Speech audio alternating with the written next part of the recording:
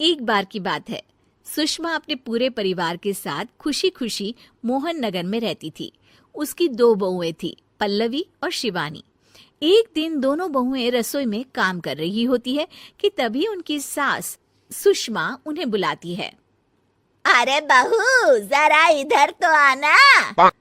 शिवानी, जरा जाकर देखना सासू माँ क्या कह रही हैं। दीदी आप ही देख लो ना जाकर, आपको भी तो सुनाई दे रहा है। अरे मैं आटा गूंद रही हूँ ना, तुम चली जाओ। हाँ तो मैं भी तो सब्जी काट रही हूँ ना दीदी। अरे बहू, जल्दी आओ। ओह, ये तो जाएगी नहीं। मैं ही जाकर देखती हूँ कि क्या करना है। पल्लवी सुषमा के कमरे में जाती है। जी मम्मी जी, क्या हुआ? शाम को घर पर कुछ मेहमान आने वाले हैं, तो तुम अच्छा सा खाना बना लेना बहू। ठीक है मम्मी जी, आप बता दीजिए क्या क्या बनाना है और कितने लोग आ रहे हैं। सुनील की मौसी जी और उनका पूरा परिवार आ रहा है। कुल मिलाकर 3 लोग और हमें मिलाकर हुए 9 लोग। तो अभी से ही तैयारी करना शुरू कर दो। और हाँ, घर की सफाई भी कर देना, हाँ, अच्छे से। जी मम्मी जी, सब काम हो जाएगा, आप चिंता मत कीजिए। पल्लवी शिवानी को घर में मेहमान आने वाले हैं इसके बारे में बताती है। क्या 9 लोगों का खाना बनाना होगा, घर की सफाई करनी है? बाप रे, सासू माँ ने तो हमें घर की नौकरानी ही समझ कर रखा है। ऐसा नहीं बोलते शिवानी, हम इस घर की बहू हैं और घर के काम करना हमारा फर्ज है। दीदी तो है ही सासू माँ की चमची, जब देखो सासू माँ सासू माँ। मैं तो इतना सारा काम नहीं करने वाली। शिवानी कपड़े लेकर गमला साफ कर रही होती है और चक्कर आने का नाटक करने लगती है। मेरा सर चकरा रहा है। तभी वहां पल्लवी और सासू माँ जाते हैं। अरे बहू, क्या हो गया तुम्हें? मम्मी जी, बहुत तेज सर में दर्द हो रहा है। तुम एक काम करो शिवानी, आराम कर लो। नहीं नहीं दीदी, घर में मेहमान आने वाले हैं, मुझे आपकी मदद करनी चाहिए। अरे कोई बात नहीं शिवानी, तुम आराम कर लो, मैं सब काम कर लूंगी।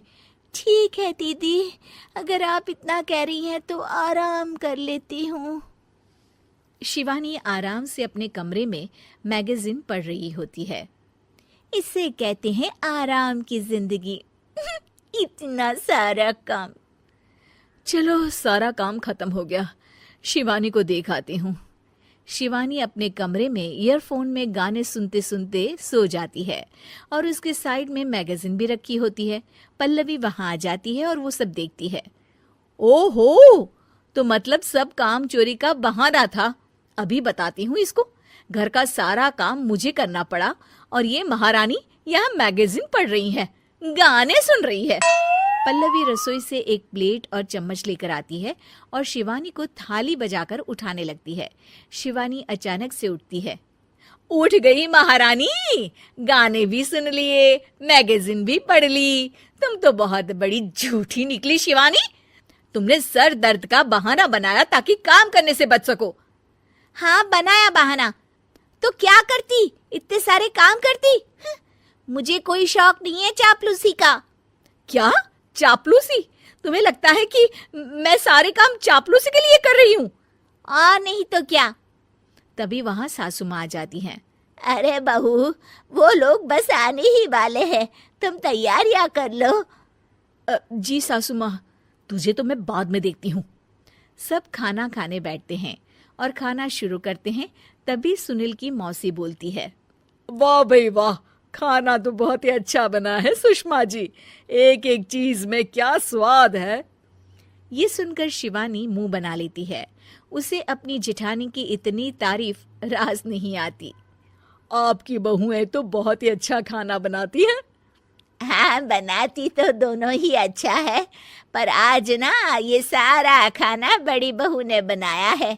छोटी बहू की तबीयत ठीक नहीं थी, सो इसलिए। मानना पड़ेगा सुषमा जी, आपकी बड़ी बहू तो बहुत ही गुणवान है। पल्लवी की तारीफ सुनकर शिवानी को जलन होती है। पल्लवी ये सुनकर खुश हो जाती है और शिवानी की तरफ देखकर उसे चिढ़ाती है। कुछ देर बाद मेहमानों के जाने का वक्त हो जाता है। मौसी जी सबके लिए उपहार लाई होती है। वो सबको शगुन के पैसे देती हैं और अंत में पल्लवी के पास आती है। तुम्हारे लिए शगुन का लिफाफा तो है ही, पर बहू तुम्हें एक और उपहार भी मिलेगा इतना अच्छा खाना बनाने के लिए। मौसी अपने सोने के कंगन निकालकर पल्लवी को पहना देती है।